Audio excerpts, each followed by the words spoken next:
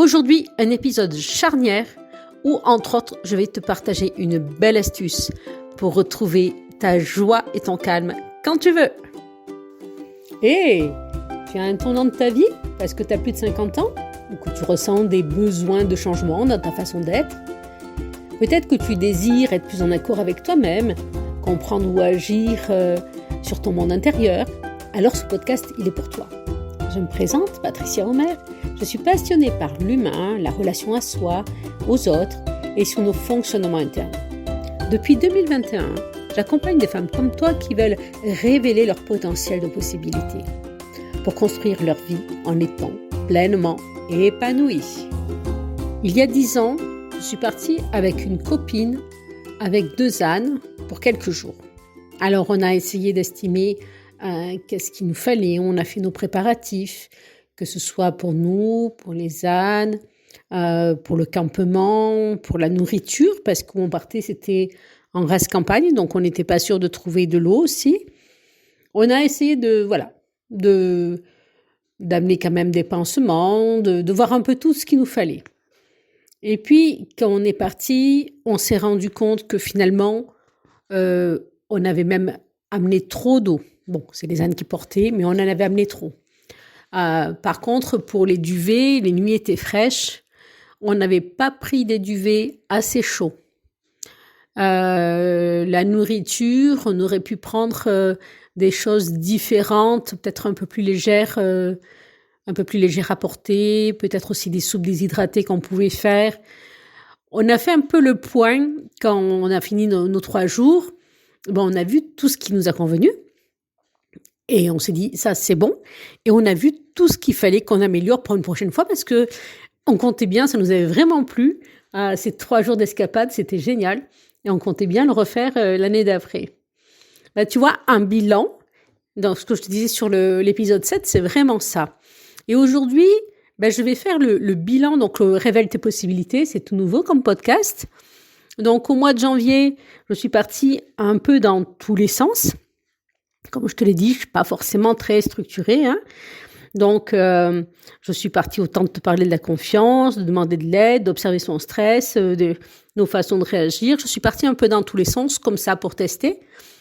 Et là, je fais le bilan du mois de janvier. Et donc, à partir d'aujourd'hui, on commence le rythme naturel du podcast, c'est-à-dire tous les lundis à 14h. Et je vais mettre un thème par mois.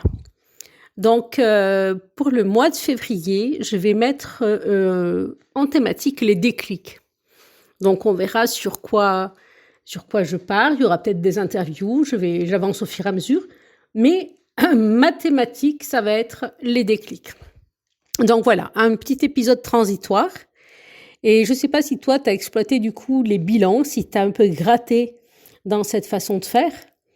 Et si tu l'as pas fait, écoute l'épisode 7 parce que voilà, faire un petit bilan, c'est quand même super intéressant. Et surtout, si quand tu fais ton bilan, tu es détendu, tu le fais en mode observateur et pas en mode jugement. Du coup, dans cet état détendu, en jargon, on va dire en ventral parce que c'est ton nerf vague qui s'est activé quand tu es détendu, c'est comme si tu avais un panel de possibilités devant toi. Un large éventail de choix, on va dire.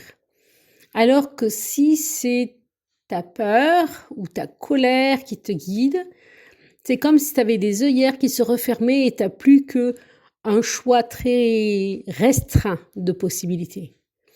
Donc dans la vie, finalement, on préfère si on a un bel éventail de possibilités devant nous, enfin pour ma part. Et du coup, c'est bien d'être détendu, d'avoir activé son nerf vague. Alors pour ça, je vais t'expliquer une technique toute simple par laquelle tu peux activer ton nerf vague. C'est la technique du sourire.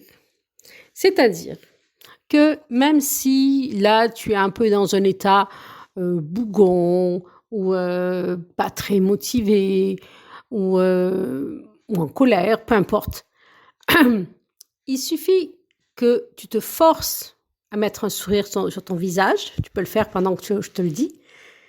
Force-toi et tu vas voir, c'est biologique, ton visage, au bout d'un moment, va s'éclairer et tu vas ressentir, tu vas ressentir ton corps derrière qui se détend.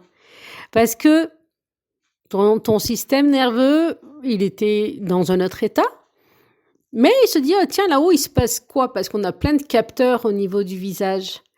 Et du coup, le sourire étant synonyme pour ton système nerveux de détente, le fait que au départ, tu fasses un sourire forcé, mais que tu le fasses, ça fait toute une biochimie et ton corps se détend. Et ça, tu peux le faire justement en faisant ton bilan, tu peux le faire avant de faire une tâche administrative devant l'ordinateur qui te rebute un peu, ou etc. Ça te met dans un état où tu vas avoir plus de possibilités parce que tu vas être détendu et tu n'auras pas tes œillères. Donc voilà, c'était la petite astuce du jour. Donc pense à ce sourire. Donc vraiment, je t'invite à le tester autant que tu veux. C'est là, à portée de ton visage. Et on en est tous capables. On a tous eu l'expérience des fois. T'as une amie qui est triste et puis finalement par une parole ou quoi, t'arrives à ce qu'elle sourit. Hop, t'as déjà vécu ça? Tu sens qu'il y a un changement d'état qui s'est fait. Parce que t'arrives à la faire sourire en lui disant quelque chose. Et donc elle arrive à sortir de sa torpeur. Elle arrive tout doucement à remonter. Tu l'as aidé à remonter la pente. On n'a pas toujours une amie bienveillante à côté de nous. Par contre, toi, tu peux être ton amie bienveillante. Et du coup, repenser à ce sourire-là, chaque fois que toi, tu en as besoin, même il n'y a personne à côté de toi, c'est à toi à le faire, même si au début c'est forcé, même si au début c'est décalé avec ce que tu ressens. Tu vas ressentir cette biologie derrière. Je pense que si tu l'as testé pendant que je te parle, tu l'as testé.